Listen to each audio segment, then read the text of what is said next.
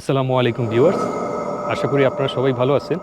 আমি এখন আছি আমাদের গ্রামের একটি শতবর্ষী পুরাতন তেঁতুল গাছের উপরে। এই তেঁতুল গাছটি নিয়ে অনেক কথা লোকমুখে প্রচলিত। ম্যাক্সিমাম কথাই রহস্যময়, অর্থাৎ যে কথাগুলো শুনলে আপনার অনেক কিছুই মাথায় ঘুরপাক খাবে। এই গাছটি সম্পর্কে খুব ভালো জানেন এরকম একজন মুরব্বী আমি খোঁজ করতেছিলাম দীর্ঘদিন ধরেই। আজকে ওনার সান্নিধ্য পেলাম, ওনাকে পেলাম কিছু বলার জন্য এই গাছটি সম্পর্কে। তো আমরা চেষ্টা করব। ওনার মাশাল্লাহ বয়স প্রায় 100 বছর হবে। তো ওনার এই দীর্ঘ হায়াতে উনি এই গাছটির আশেপাশেই বসবাস করে আসছেন। তো ওনার সরজমিনে যে এক্সপিরিয়েন্স এই গাছটি সম্পর্কে আমরা সেটাই আজকে শোনার চেষ্টা করব। আসসালামু আলাইকুম। আপনারা সবাই ভালো আছেন? আচ্ছা, আমি এলাকায় ছেলে, এই এলাকায় বাস করি। আমার ছোটোর থেকে জন্ম এই জায়গায়। আমার আশেপাশেই তেঁতুল গাছ। আমার বাস 80 হইতে 90-100 মতন অনুভব করি। সেই ছোটো থেকে এই পর্যন্ত বড়ো হয়েছি। গাছটা আস্তে আস্তে বড়ো হয়েছে। আমরা আরও ছোটো দেখছি আগে গাছ, এখন গাছ পুরো হয়ে গেছে। গাছটা যে কত বছর বসেছে তো সরাসরি কম হবে না, অনুভব করে করি।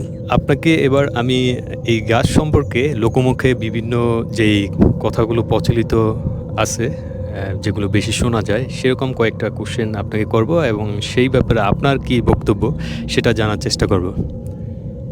একটি কথা আমরা এরকম শুনেছি যে এই গাছের যদি কেউ ডালা ভেঙে ফেলে সেক্ষেত্রে ইমিডিয়েটলি নাকি তার জ্বর চলে আসে। রাজমিস্ত্রিরা কাল করতে আসছিল, আর এই বাউন্ডারি দেওয়ার সময় এক লোকে করছিল, এই লোকে ঘৃণা করছিল গাছটারে। এই বাড়ি যাওয়ার পর তার জ্বর আয় বছর ভুগছে। এই গাছটিকে কয়েকবারই কাটার জন্য সিদ্ধান্ত নেওয়া হয়েছিল এবং গাছটি কাটতে যারা লোক নিয়োগ করা হয়েছে তারা আসছিল। তো পরে দেখা গেছে যে গাছটি কাটতে যেয়ে তারা ব্যর্থ হয়েছে এবং এরকম অ্যাটেম্প কয়েকবারই নেওয়া হয়েছে, প্রতিবারই নাকি ব্যর্থ হয়েছে। অর্থাৎ গাছটি যখনই কাটতে যায় তখন এদের তাদের যে ইনস্ট্রুমেন্ট সেগুলো ভেঙে যায় বা সামহাও ওনারা এটাতে সফল হয় না। তো সেখানেও একটা রহস্য থাকলেও থাকতে পারে, এরকম অনেকে বিশ্বাস করে। আপনি এই ব্যাপারে কি জানেন? এই ব্যাপারে আমিও শুনছি, এরকম লোক গাছের বিক্রি করছিল। এই লোক আয়া গাছ কাটে নাই, তারা ওষুধ করে লাগা কিংবা হ্যাগো পিছিয়ে গেছে তারা, এই লোকে কাটে নেই গাছ। আর এক লোকে এখানে বাউন্ডারি যাওয়ার সময় ঘৃণা করছিল গাছে, বাড়ির গাছে আর জ্বর আইসে, এইখানে আয়া আবার মাছ চায়া আল্লাহ জ্বর আল্লাহকে মুক্তি করছে। আমরা ছোটো থাকতে তুলা গাছ ছিল না, শিমুল গাছ ছিল, ওই গাছে নাকি দিনে মানুষ উঠে রাখছে। দিনে মানুষ খোঁজ পানা সে বলে গাছের দিকে টাকায় দিয়ে লোক গাছে লাগায় আছে। ওইখান থেকে গাছে নিজের থেকে রশি লাগা পল দিয়া এক লোকে গিয়া ফান্দা করে পল দিয়া নামাইছে, শুনছি। আমরা দেখিনি, শুনছি। আমরা ছোটো থাকতেই দেখছি, ছোটোকালে আমরা এই গাছের এই তেঁতুল খাইছি। পারছি গাছ আস্তে আস্তে বড় হতেছে, আস্তে আস্তে ডালা হচ্ছে, ডালা ওইটা আছে, মশলা আছে, বাংটা আছে, নিজে হচ্ছে কেউ কাটে না এখন, কাঠটা দুটি ওইটা আছে। সে লোক ভালো, যেই জস্টারিং করবো সেই লোক ভালো থাকে না। আমরা ছোটোকাল থেকেই দেখতে আসি, এই লোক ভালো থাকে না, কেউ ভয় কাটাও না। আল্লাহকে গাছটা এত বছর বয়স হয়েছে আমরা দেখতে আসি। আমরা গাছটা দেখলি মানুষের দূরের থেকে আইয়ে, এই দেশে একটা চেঁচি গাছ ছিল, দেখি না চারিদিকে বাগান হয়ে আছে না, কাজেই চেঁচি গাছটা ওষা হয় নাই, চারিদিকে সরাইছে। এই চেঁচি গাছের বয়স এত বছর হয়েছে, আমার বয়স এত বছর হয়েছে, আল্লাহকে জানে। আমরা যখন ছোট ছিলাম, আজ থেকে 20-25 বছর আগের কথা, তখন এই জায়গায় একটু ঝোপঝাড় ছিল, আশেপাশে ওরকম বসতি বাড়ি ছিল না, এখন যেমন চারপাশেই বসতি বাড়ি হয়ে গেছে। তো ওই সময়টায় আমরা যারা শিশু ছিলাম দিনের বেলাও পাশ দিয়ে যেতে ভয় পেতাম। আরেকটি জিনিস যে এখানে জিন ভূত বা এই জাতীয় একটা চিন্তা বা ধারণা অনেকের আছে যে এখানে হয়তো এরকম কিছু থাকলেও থাকতে পারে।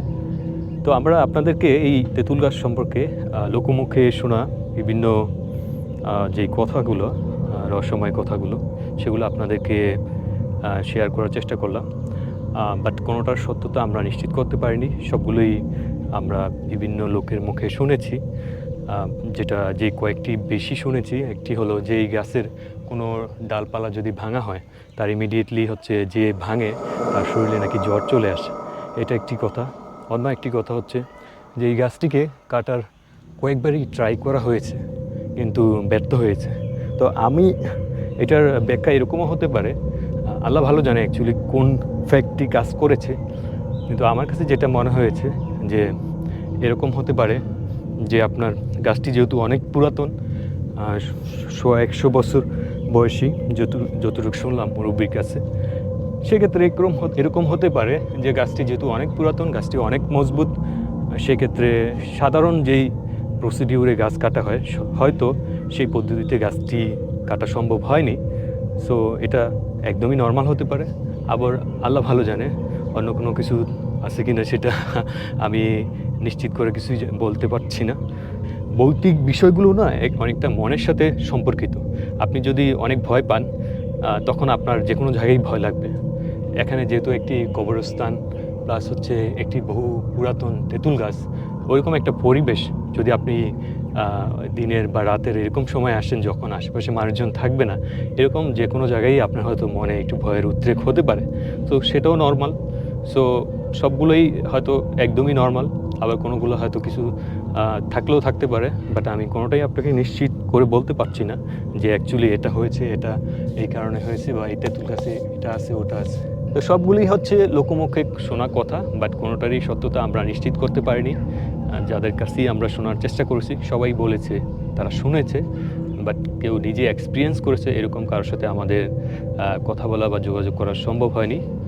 তো এটা আপনি বিশ্বাস করবেন কি করবেন না, টোটালি আপ টু ইউ, এটা আপনার কাছে।